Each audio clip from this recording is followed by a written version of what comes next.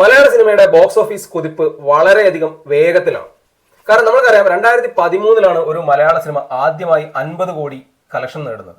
ദൃശ്യത്തിലൂടെ മലയാള cinema ആദ്യമായി 50 കോടി world wide collection നേടിയപ്പോൾ നമ്മൾക്കുണ്ടായ ഒരുപാട് നേട്ടങ്ങളുണ്ട്. മലയാള സിനിമ അതുവരെ കേരളത്തിൽ മാത്രമാണ് ഗ്രാൻഡായി റിലീസ് ചെയ്തിരുന്നത്. പക്ഷേ ദൃശ്യം മുതൽ ഇങ്ങോട്ട് പിന്നീട് വന്ന മലയാള സിനിമകൾ ആഗോള റിലീസിലേക്ക് പോയി. GCC വളരെ വലിയൊരു മാർക്കറ്റായി മാറി. അങ്ങനെ ഓരോ മാർക്കറ്റിലും വലിയ രീതിയിലുള്ള ചേഞ്ചസ് അതിനുശേഷം മലയാള സിനിമയ്ക്ക് ഉണ്ടായി. പിന്നീട് 3 വർഷങ്ങൾക്ക് ശേഷമാണ് 2016 പുലിമുരുകൻ 100 കോടി നേടുന്നത്.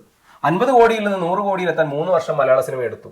പക്ഷേ ഈ 100 കോടി പുലിമുരുകൻ നേടിയതിനു ശേഷം പിന്നീട് അടുത്തൊരു മൈൽ സ്റ്റോൺ ആയ 150 കോടിയിലേക്ക് എത്താൻ നമ്മൾ 7 വർഷങ്ങൾ എടുത്തു. 2023 റിലീസായ 2018 മലയാള സിനിമയിൽ നിന്ന് ആദ്യമായി 150 കോടി കളക്ഷൻ നേടിയത്.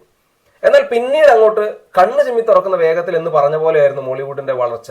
പ്രത്യേകിച്ച് നമ്മളൊരു പ്രീവിയസ് ഹിസ്റ്ററി നോക്കിക്കഴിഞ്ഞാൽ നമ്മൾക്ക് ഒരുപാട് സമയം എടുത്തിരുന്നു അടുത്ത മൈൽ സ്റ്റോണിലേക്ക് കടക്കാൻ. പക്ഷെ പിന്നീട് 2023 ഇങ്ങോട്ട് നമ്മൾ നോക്കിക്കഴിഞ്ഞാൽ ഇപ്പോൾ 2025 അവസാനിക്കാറാവുമ്പോഴേക്കും നമ്മൾ 300 കോടി കളക്ഷനിലേക്ക് എത്തി. അതിനിടയിൽ നമ്മൾക്ക് 200 കോടി ചിത്രമായി മഞ്ഞുമൽ ബോയ്സ് 2024 സംഭവിച്ചു.